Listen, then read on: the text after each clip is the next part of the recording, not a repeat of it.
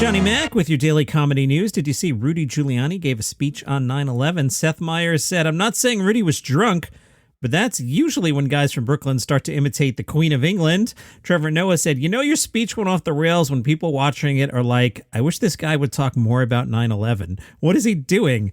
Jimmy Kimmel took a shot back at Donald Trump. Now, last week, Donald Trump appeared on Gutfeld!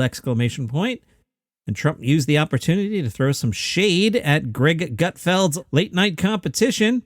Former President Trump singled out the two Jimmys. He said both Jimmys had turned on him, especially Kimmel. President Trump claimed he was on Kimmel's show many times before he announced his campaign for president in 2015, and that Kimmel would go as far to kiss his butt by greeting him on the street in front of the studio and opening the car door for him once. Jimmy Kimmel took issue with the story, saying it never happened. According to Kimmel, he has never greeted a guest outside, and the guests don't even arrive in front of the theater, but rather through a back alley. Even further, he says Trump only appeared on the show once in 2007 before announcing his campaign. I have a new conspiracy theory for you. Remember I told you there was a big concert? It had Jon Stewart and Pete Davidson and Dave Chappelle and a bunch of other people. I'm doing that from memory. Amy Schumer is part of this thing. Sunday night, Madison Square Garden in New York City. Here's the conspiracy theory. Did the concert even happen? Pause the podcast and go on the internet. Find any evidence that this concert took place. Now, I'm not saying anything nefarious is going down. I'm not saying anything. I just find it fascinating that there's zero on the internet about it. If you Google it, it'll be like, oh yeah, there's going to be a concert on 9/12, but I can't find out anything about the concert. I want to tell you what happened at the concert. Did anyone go to this? Is this the Bob's Burgers of comedy concerts? Seriously. Pause the podcast, Google it, and come back. Are you back? Now, what probably came up was this story about Pete Davidson. Pete Davidson was out and about this week. Nothing about the concert. He was at the Met Gala. This is this thing in New York City I don't understand, where famous people get dressed and come out, and it ties up my Twitter feed on a particular night. So the Met Gala happened. Pete Davidson showed up in a black dress.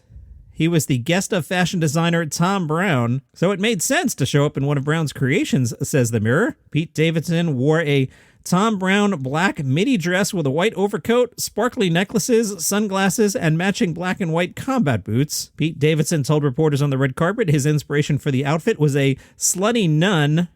Ahead of the event, Pete Davidson had told GQ, "When I was first told I would have the opportunity to attend, I thought it was a joke, but he revealed there was a practical reason that he said yes to the dress." Pete said, "I'm excited for how easy it is to pee. You can literally just lift it up.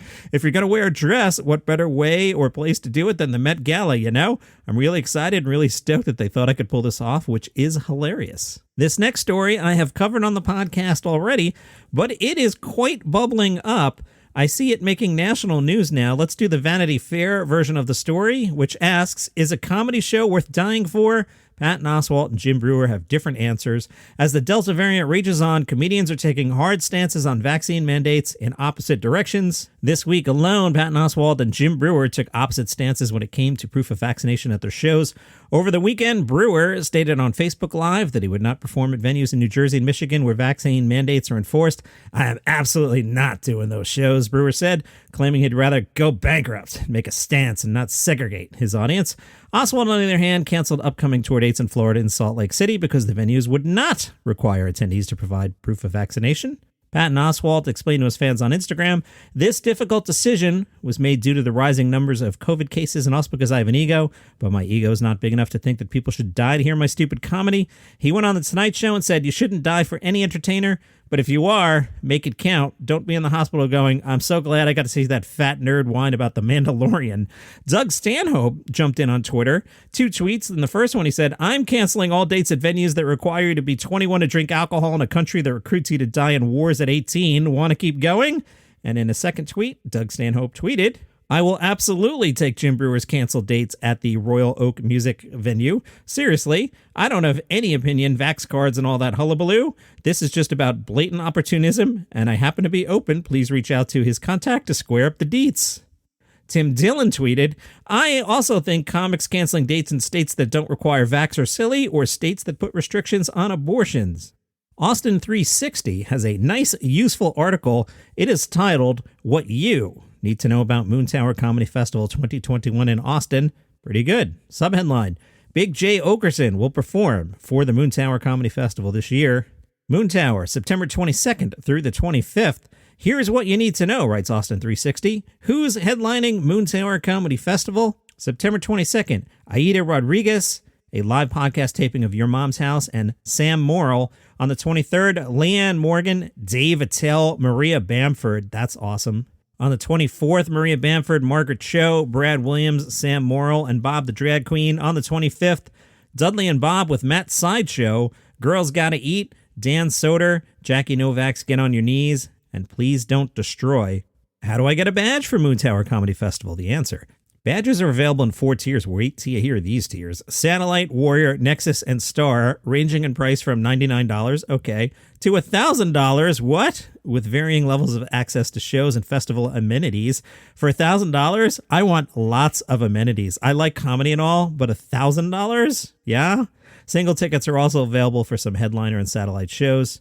Jim Breuer might ask, what are the safety protocols for the Moontower Comedy Festival? Well, Jim, Austin is still under Stage 5 coronavirus risk-based guidelines. All festival attendees must show either proof of full COVID-19 vaccination or a negative test result taken within 48 hours of the event. Proof of vaccination will be matched with ID, and attendees can either show a physical card, a photo of their card, or proof through a verified app like Clear, Health Pass, or Bindle. My inner Jim Breuer monologue is saying, I'm not doing that show. Masks will be mandatory for patrons inside all venues. We're not eating or drinking when seated. Masks. Ugh. I really like the person who wrote the Austin 360 article about Moontower. I don't know who you are, but you did a good job. The next question is, who else should I see at Moontower Comedy Festival? Writer says, glad you asked. Margaret Cho, Jackie Novak, and Bob the Drag Queen are our top headliners to check out. Johnny Mac is going to say hard no on that. Hard no. Johnny Mac says, if you were there, I'm scrolling back up to look at the list. Go see Sam Morrill, Dave Attell. Whatever you do, see Dave Attell, Brad Williams, and Dan Soder. That's my list, okay? Sam Morrill, Attell, Brad Williams, Dan Soder. I see the writer and I have a different taste in comedy. James Adomian, he did that great Trump vs. Bernie album. He's also at this festival. Jessica Curson, Doug Loves Movies podcast with Doug Benson. Pretty cool. How do I find the full Moontower Comedy Festival schedule? Austin Theatre, spelled with the British T-R-E at the end, austintheatre.org. Or, Google Moontower Comedy Festival. It's 2021, folks. You should be able to figure this stuff out. From the AV Club, BJ Novak's new Hulu project, The Premise. It's on tonight. The AV Club says, The Premise does not couch its observations about modern life and metaphors and fantasies. Each of The Premise's 5 episodes are contemporary dramedies confronting timely topics like corrupt policing, gun rights, bullying, celebrity worship, wokeness, and internet trolling. But, there's always a but, right? But, it's also wildly inconsistent, with the episode quality ranging from better than the pilot would suggest to soul-crushingly shoddy. Ouch. Of those first 5 episodes, the 2 that are the most overtly comedic, Social Justice Sex Tape and The Ballad of Jesse Wheeler, are near total disasters. Yikes, overly blunt and painfully unfunny. This is BJ Novak, who is involved with most of the great episodes of The Office. This is painful. The 2 that function more like genre exercises, the episode Moment of Silence and the unfortunately named Butt Plug, are surprisingly effective edge-of-the-seat tales of suspense. And then the other episode, The Commenter, falls somewhere in between, with a sketchy story that gets more tense as it goes along, which never overcomes the paltriness of the original idea. Ouch. I mentioned the Queen at the top. Yeah, well, Rudy mentioned the Queen. I'm going to mention the Queen again. Palace Intrigue, 5 minutes a day about the royal family. You like the gossip. I'm about to gossip about John Mulaney. Don't act like you don't like the gossip. I see the download numbers. I see them, guys. John Mulaney moves the downloads. So let's gossip about Kate Middleton. Let's gossip about Meghan Markle. It's fun. Come on, admit it, it's fun. Palace Intrigue, 5 minutes a day about the royal family. We're Figure podcast. From Fox News, John Mulaney's ex-wife, Annamarie Tendler, is exhibiting new artwork in Los Angeles. Her show, Rooms in the First House, seems to reveal her state of mind after their split. The series is described on her website as a portrait project exploring the multitudinous versions of self confined within one body. Multitudinous? Yeah. A bio for Tendler provided by the fair states she works out of her home in Connecticut and says it's her largest artistic endeavor to date. One haunting image is titled Dinner in March. It shows Tendler dressed in a white gown, looking longingly across a candlelit table at an empty chair with food placed at the table untouched. Another image shows her sitting alone on the edge of a bed, gazing into the distance. My podcast just took an awkward turn. Why don't you pre-read the articles, Johnny Mac? We're in a dark place now. Oh my. Tendler's been posting additional images on her Instagram and her site.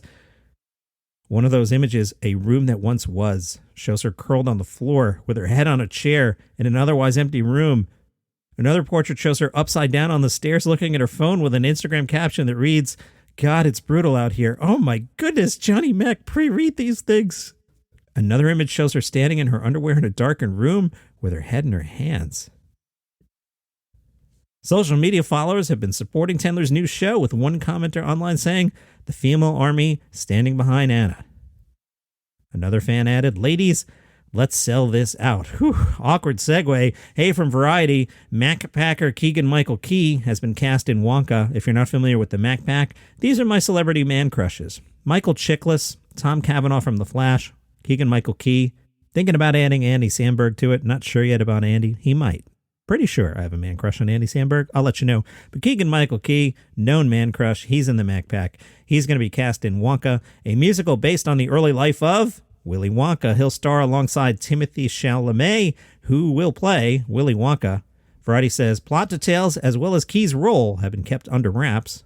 Wonka serves as a prequel to Charlie and the Chocolate Factory and will explore the upbringing of the man who later created the famous Temple of Confectionery Treats. Why are we making this? I don't know. But Keegan-Michael Key's in it. It'll be in theaters March 17th, 2023. That's a year and a half from now. Let me know how it goes. And that is your comedy news for today. If you listen to the All Pro Lines podcast, which you should, I really like it, for reals, like Football Plus Comedy, Kostaki and Aaron, they're funny.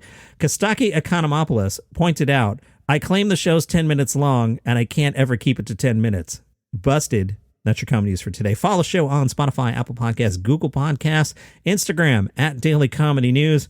More Mulaney gossip tomorrow. You know you like it. See ya.